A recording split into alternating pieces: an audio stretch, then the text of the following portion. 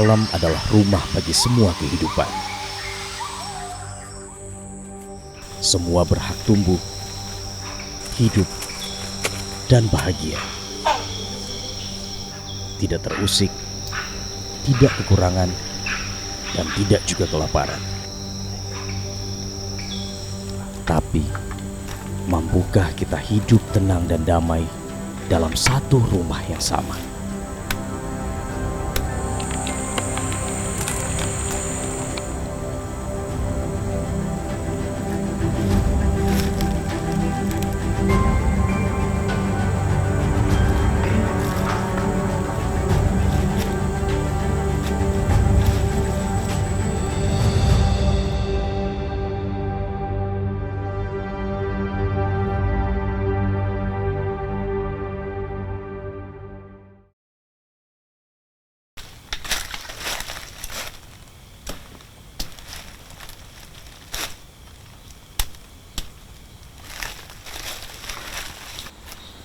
Saya biasanya dipanggil Sartam. Namun diam-diam warga di sini ternyata mempunyai julukan lain untuk saya. Petani aneh, begitu katanya. Kok ada ya orang yang aneh seperti Pak Sartam? Udah capek-capek bekerja pagi sore, kok malah hasilnya masih dibagi-bagi dengan monyet liar. Aneh toh? Ya, saya suka memberi hasil panen kepada monyet. Terserahlah orang mau bilang apa. Bagi saya ini hanya berbagi. Saya begini bukan karena saya sudah merasa kaya. Lah, ini tanahnya juga cuma pemberian dari pemerintah untuk warga transmigran seperti saya. Di tanah inilah kemudian saya tanami kakao atau pohon coklat. Jadi setiap panen saya bagikan coklat-coklat hasil kebun saya untuk monyet. Siapa tahu dengan begitu monyet-monyet tidak kelaparan dan tidak merusak kebun saya. Monyet ini termasuk ama berat lah, ama jahat. Nah, pasti petani gelisah memikirkan itu, jadi terpaksa binatang ini diusir. Maunya petani ini dimusnahkan umumnya. Tapi saya pikir sendiri, monyet itu juga makhluk hidup. Jadi saya masih ada kasihan sedikit, cuma saya kasih minggir saja supaya jangan sampai merusak saya punya tanaman. Yang penting dia hidup, saya berhasil.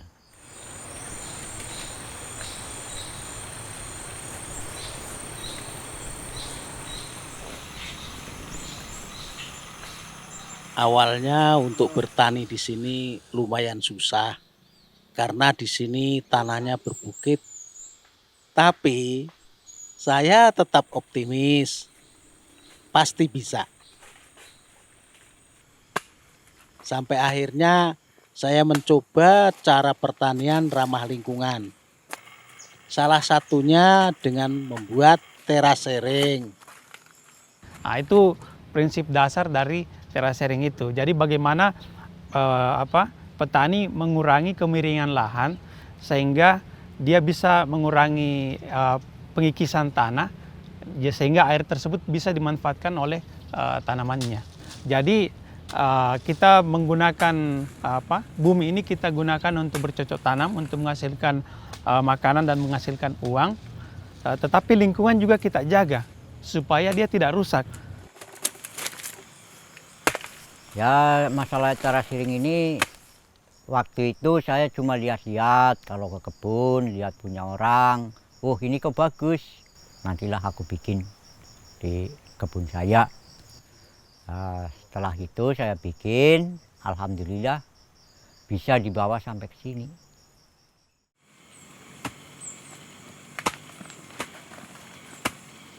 Tapi kan kalau bikin terasering itu tanahnya harus dibuat bertingkat-tingkat. Jadi harus digali.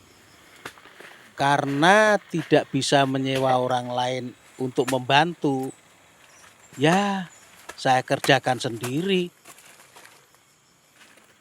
Jadi selama 10 tahun saya berusaha mencangkul tanah seluas 2 hektar untuk membuat teras ering.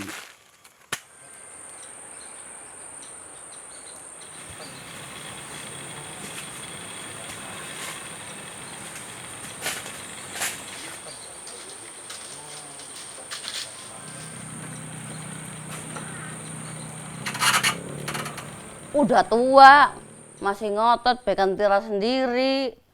Ngotot untuk ngasih makan monyet. Hasilnya masih dirusak dan monyet. Walah, Pak.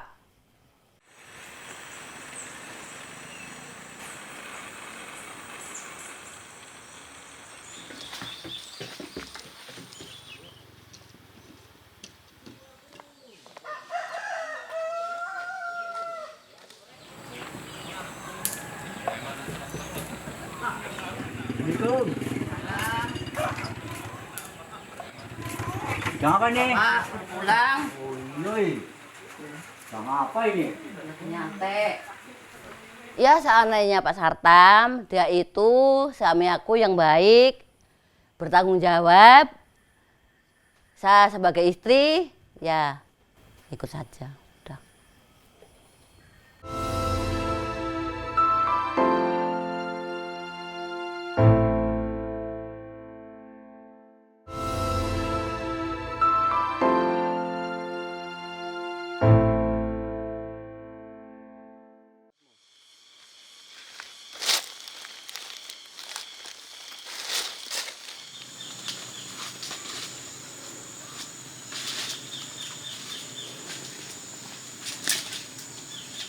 Di sini monyet dianggap sebagai hama yang harus diusir. Karena kalau tidak diusir pasti habis semua tanaman di kebun. Bisa rugi besar nanti. Karena itulah dahulu ada banyak cara yang dilakukan oleh masyarakat agar monyet-monyet ini jera dan tidak datang lagi.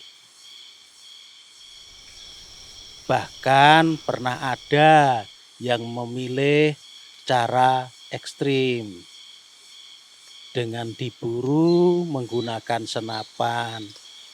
Ya, ditembak.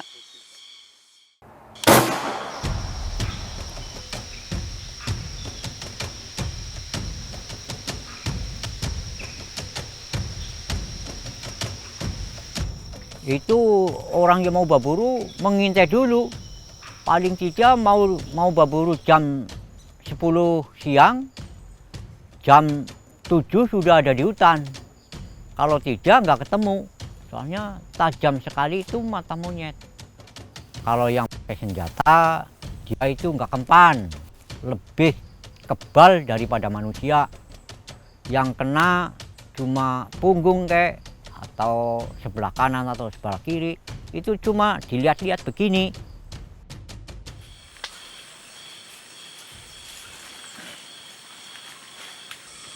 Ada juga yang memasang jebakan pagar kawat. Petani di sini umumnya pasang setrum, kawat kabel yang dari listrik. Itu 1-2 kali masih dia bisa menyentuh, pun tidak mati. Tapi setelah 2-3 kali sudah biasalah. Jadi bisa loncat ke atas atau masuk ke dalamnya, di bawahnya kawat itu. Itu seandainya cuma 1 jalur kawat, seandainya 2 jalur atau 3 jalur sampai kadang-kadang 5, 6 sampai 7, 8. Jadi sampai tinggi 2 meter begitu masih bisa bagaimana cara dia.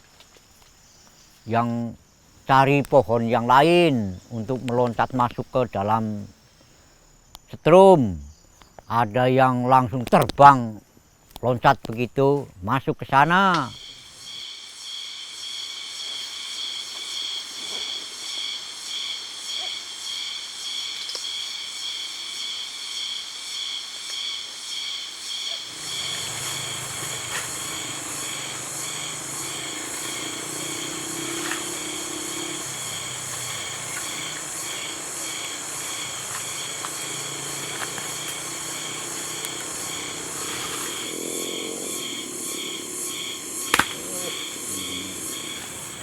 Hama adalah konsep antroposentris sebenarnya.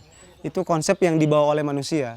Karena ya secara bioekologi makaka heki makan buah di hutan.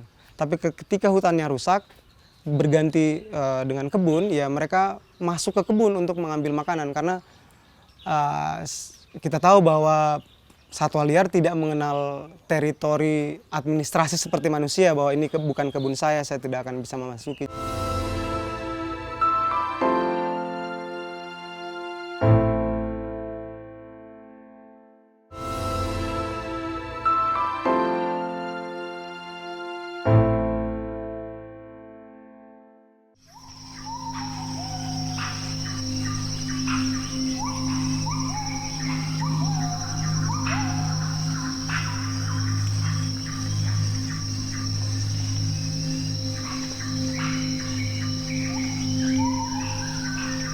Sebenarnya sampai hari ini belum ada penelitian mendalam tentang bioekologinya makaka heki.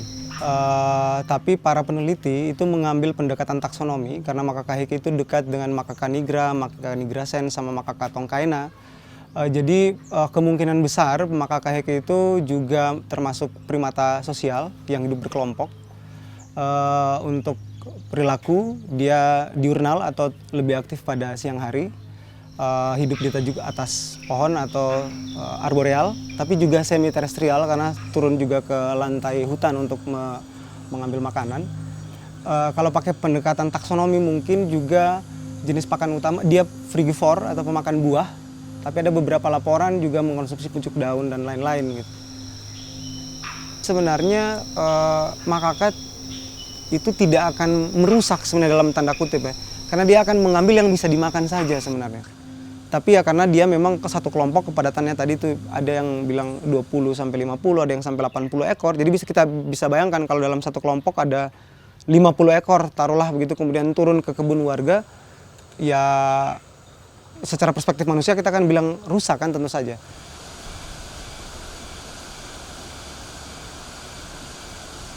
Di IUCN untuk status populasi, makaka heki ini masuk dalam daftar merah. Kategorinya vulnerable atau rentan. Jadi populasinya kan habis rentan, endanger, terancam, baru critical endanger, sangat terancam. Jadi kita tidak tahu sampai berapa lama lagi dia bisa punah di alam kan kalau tekanannya terus berlangsung. Maka dari itu dengan kemudian hidup koeksisten atau berdamai dengan manusia, maksudnya berdamai dengan satwa liar termasuk monyet, dengan menyediakan misalnya pohon untuk makan, misalnya kalau langkah yang paling ini ya, itu termasuk upaya dalam melestarikan populasinya si makaka heki. Dengan melestarikan makaka heki yang saya bilang tadi, karena dia situs dispersal, kita juga ikut melestarikan lingkungan tentu saja. Itu malahan bermasalah ketika kita memberi makan satwa liar, tidak hanya makaka heki, hampir semua satwa liar akan membentuk dependensi atau ketergantungan. Karena kita sering beri makan, monyet tahu bahwa di situ ada makanan dan mereka akan sering datang. Itu yang sebenarnya menciptakan konflik sebenarnya. Saya dulu masih banyak kesalahan yang saya lakukan. Saya numpuk makanan untuk dia. Saya kadang-kadang ngasih makanan yang lain untuk dia, tapi terpaksa dia itu masih mengganggu penghidupan saya.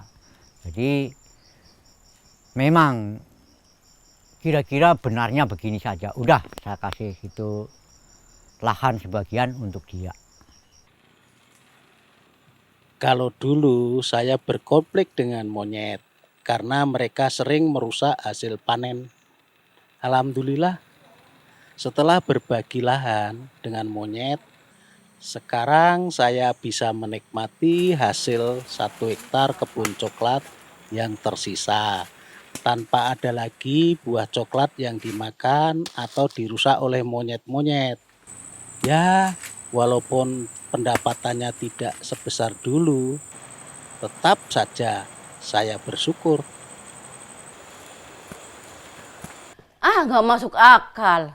Tanah 1 hektar kok dikasihkan monyet. 1 hektar kan lebar. Dan nanti mau makan apa? Untuk menutupi pendapatan yang kurang, saya juga mencoba menerapkan agroforestry atau tumpang sari. Jadi selain tanaman coklat sebagai tanaman utama, di sini saya juga menanam tanaman lain seperti rempah-rempah, durian, langsat, rambutan, dan aren. Dari sinilah saya menutupi pendapatan yang kurang. Rempah-rempah saya jual ke pasar setiap minggunya. Sedangkan nira saya olah menjadi gula aren. Hari-hari. Misalnya 2 hari 1 kali 1 toki. Nanti 2 hari 1 kali saya goyang. Kan sambil musik enak toh. La la la la la la la la la la la la. Itu sambil musik, sambil bergoyang, itu aren. Nanti selama bergoyang dan patoki 2 atau lewat, 2 bulan atau lewat, itu baru dipotong. Setelah sudah ada ini bunga-bunga keluar, buka begitu, saya potong. Ternyata setelah saya potong keluar air. Ini memang betul orang-orang di sini karena doanya ini pakai musik-musik. Ya.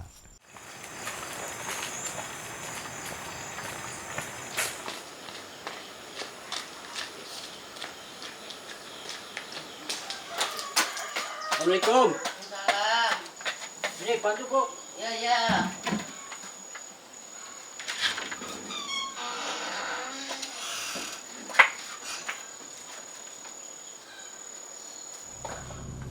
Untuk membuat gula aren biasanya dibantu oleh istri saya.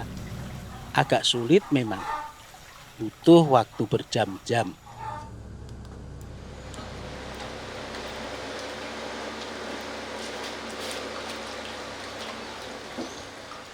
Tapi hasilnya juga lumayan, bisa menutupi kebutuhan sehari-hari. Bisa juga menyekolahkan 4 orang anak saya. Masalah berbagi rezeki ini saya itu sudah kasih tahu sama istri bahwa istri saya kurang menyadarilah kenapa bapak ini orang capek-capek sendiri mau dibagikan dengan makhluk lain. Jangan begitu istri. Soalnya namanya orang bagi rezeki itu akan ada yang menggantinya. Jadi siapa tahulah nanti diketahui sama Allah baru diganti rezeki yang lain. Yang ini kek, yang itu kek. Jadi sekarang bersyukur saja dengan Yang Maha Kuasa supaya dapat pengganti yang lebih banyak dari yang saya kasihkan.